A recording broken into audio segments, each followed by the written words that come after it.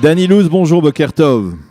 Bonjour, comment ça va Daniel? Ça va, merci. Et nous sommes au surlendemain de ces élections, du second tour de ces élections municipales qui se sont terminées avec la victoire de Moshe Léon. Et hier soir, après le décompte des soldats et de toutes les personnes handicapées qui n'ont pas pu voter de manière traditionnelle, habituelle, eh bien, il s'avère que l'écart entre Moshe Léon et Ofer Berkovitch s'est encore retréci.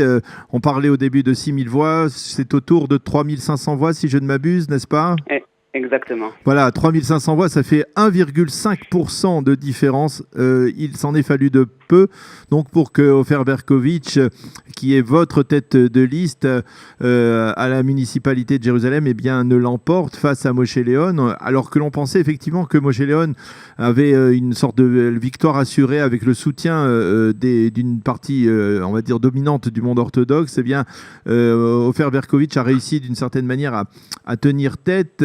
Alors, ce matin, après avoir connu l'ensemble des résultats, vous qui allez siéger dans le conseil municipal, dans le parti Hitorerut d'Ofer Berkovitch, quels sont vos sentiments? Un sentiment, on va dire, de frustration peut-être, d'un petit ratage, ou alors tout de même une forme d'optimisme? Je pense que d'un côté, c'est clair qu'on est déçu. On aurait voulu que notre candidat gagne. Le fait que ce soit tellement proche aussi, ça nous montre vraiment que c'était possible et qu'on se dit toujours que si on aurait pu faire un peu plus, ou peut-être qu'il aurait été maire aujourd'hui. Et vraiment, je pense que ça aurait été la meilleure chose pour Jérusalem. Donc, ça me déçoit. Mais d'un autre côté, lorsque je regarde la campagne en général, on a vraiment mené une campagne positive, une bonne campagne constructive. Et je pense qu'on peut être fier de la campagne qu'on a menée. Et on peut être fier aussi du fait qu'Ofer, en quelques mois, il a réussi à devenir le candidat principal et vraiment à arriver tellement proche de devenir maire de Jérusalem. Je pense qu'il le méritait. C'est vraiment un bon candidat. Donc j'ai une certaine déception, mais je suis aussi très fier de la campagne qu'on a menée.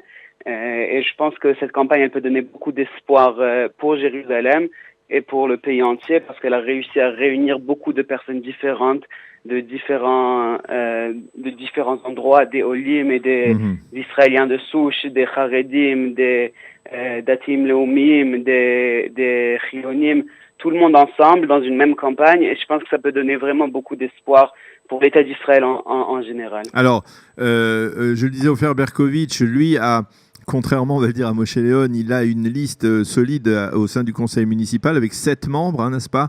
7 conseillers municipaux qui vont siéger dans le conseil municipal de Jérusalem. Et la première question que je vous pose, est-ce que vous allez pouvoir, à Hitorerut, avec Ofer Berkovitch, travailler main dans la main avec le nouveau maire Moshe Léon pour le bien de Jérusalem ? Écoute, c'est trop tôt pour savoir exactement quelle sera la coalition. On ne sait pas encore. On a connu les résultats finaux juste hier soir. Il y aura des négociations. On va voir si c'est une coalition avec laquelle on peut travailler, si nos valeurs elles peuvent être diffusées dans cette coalition. Il y aura des négociations. Mais c'est trop tôt pour savoir. Pour l'instant, je pense que la semaine prochaine, on va avoir une meilleure idée. Qu'est-ce qui a manqué, à votre avis, à Ofer Berkovitch pour faire la différence ?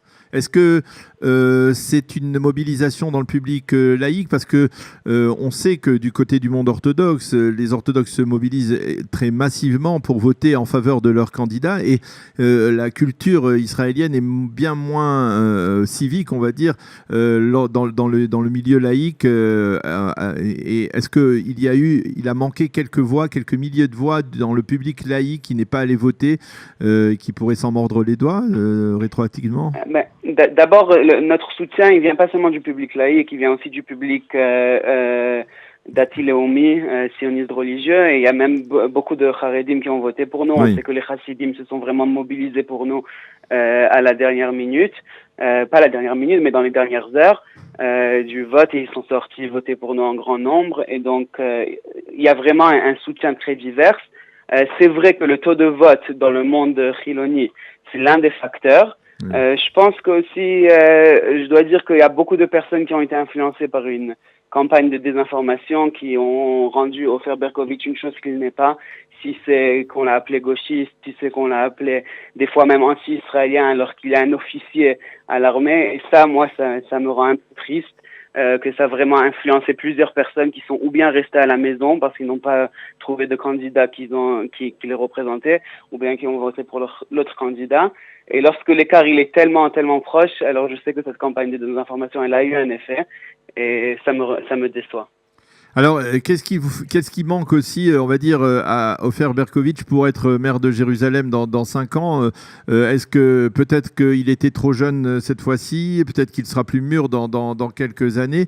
Qu'est-ce qui manque à votre avis à Berkovitch pour être un maire de Jérusalem, on va dire, efficace? Ben, je pense que d'abord, maintenant que tout le monde connaît Ofer Berkovitch, ils vont pouvoir voir son travail dans les 5 prochaines années et voir que plusieurs des choses qu'on a dit sur lui ne sont pas vraies. Oui. Ils vont voir que ce qu'il essaye de faire avancer, c'est vraiment une vision sioniste pour Jérusalem et toutes les informations qu'on a essayé de dire sur lui, elles ne vont pas pouvoir être faites dans 5 ans.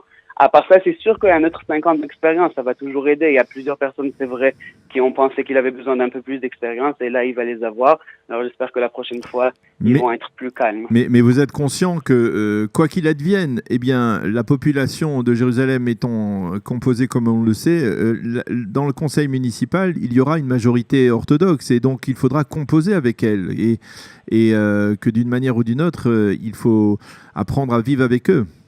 Et c'est exactement ce qu'on veut faire. On n'a jamais dit qu'on voulait pas de population orthodoxe à Jérusalem. On veut apprendre à vivre ensemble. C'est ça notre but et on espère qu'on va réussir à faire ça, même dans ce conseil municipal. On espère aussi que le côté orthodoxe, il va comprendre qu'on doit apprendre à vivre ensemble pour qu'on puisse vivre tous ensemble.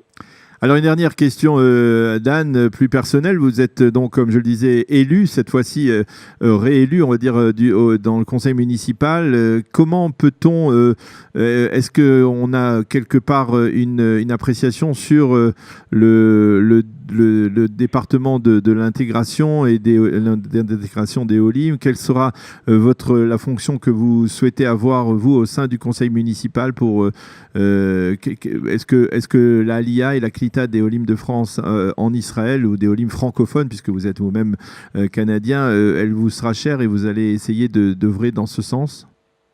Oui. Maintenant, comme je vous ai dit, la coalition, elle va être décidée dans les 2 prochaines semaines. On va avoir une meilleure idée dans la prochaine semaine de vraiment quelles seront les grandes lignes de cette coalition pour savoir si nous, on peut en faire partie ou pas.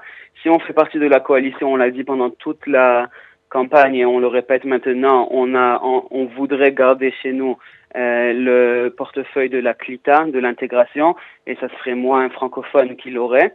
Et moi, ça me ferait très plaisir d'aider les Olim à s'intégrer. Je pense que c'est un défi très important pour Jérusalem. Mais même si je n'ai pas le portefeuille officiellement, alors ma porte sera toujours ouverte et je vais travailler avec n'importe quel conseiller municipal qui aura ce portefeuille pour essayer de faire, d'amener des changements dans ce domaine à Jérusalem. J'ai plusieurs idées, on en a parlé pendant la campagne, si c'est sur l'emploi, si c'est sur l'éducation, si c'est sur la culture ou l'accès à l'information. Et j'aimerais les appliquer. Je préférerais le faire en tant que président de ce conseil d'intégration, mais si c'est un autre candidat, parce qu'on parle aussi de Shmuel Marciano, qui lui aussi a été élu sur la liste du parti Chasse et qui lui aussi pourrait être le responsable de l'intégration dans ce conseil municipal. Si c'est Shmuel, je peux vous dire qu'on va travailler très bien ensemble, voilà. On se connaît. Même si on est dans des partis opposés, on se connaît, on sait travailler ensemble et c'est une très bonne personne et on va savoir travailler ensemble. Encore une fois, moi je préfère que ça soit entre mes mains parce que je pense que je suis mieux équipé pour le faire, mais on verra ce que les négociations ils diront. Eh bien, merci. C'est sur ce message, on va dire, d'unité au sein du conseil municipal de Jérusalem que nous terminons cet entretien. Merci beaucoup, Dani Louz, et Behatzlacha dans votre fonction, dans vos fonctions en tant que conseiller municipal de Jérusalem. Voilà, shalom. Merci beaucoup. Bye. Voilà, il est 8h37 sur Studio Kalita. Nous allons, dans quelques instants, vous présenter la revue de la presse et des médias israéliens.